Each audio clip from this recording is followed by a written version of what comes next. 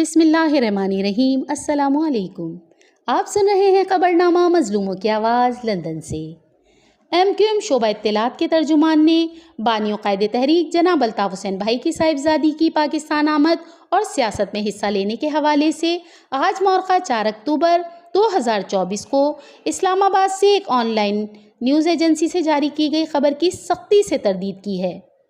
MQM international secretariat London سے جاری کردہ ایک بیان میں شعبہ اطلاعات کے ترجمان نے کہا، MQM کے سینئر سے لے کر جونیئر تک ایک کارکن اور پاکستان بھر کے عوام اس حقیقت سے اچھی طرح واقف ہیں کہ بانی و قائد تحریک جناب الطاف حسین بھائی کی جس طرح فرسودہ، جاگیردارانہ، وڈیرانہ اور بے لگام سرمایہ دارانہ نظام کے خلاف ہیں، اسی طرح وہ موروثی سیاست کے بھی سخت خلاف ہیں۔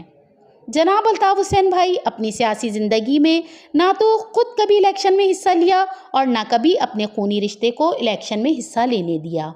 شعبہ اطلاعات کی ترجمان نے کہا، ایک نیوز ایجنسی کی جاری کردہ میڈیا میں شائع ہونے والی یہ خبر قطعی بے بنیاد اور من گھڑت اور گمراہ کن ہے اور اس خبر میں کوئی صداقت نہیں۔ ترجمان نے اخبارات کے نمائندوں سے درخواست کی ہے کہ من گھڑت اور غیر مصدقہ خبروں کی اشاعت سے گریز کریں۔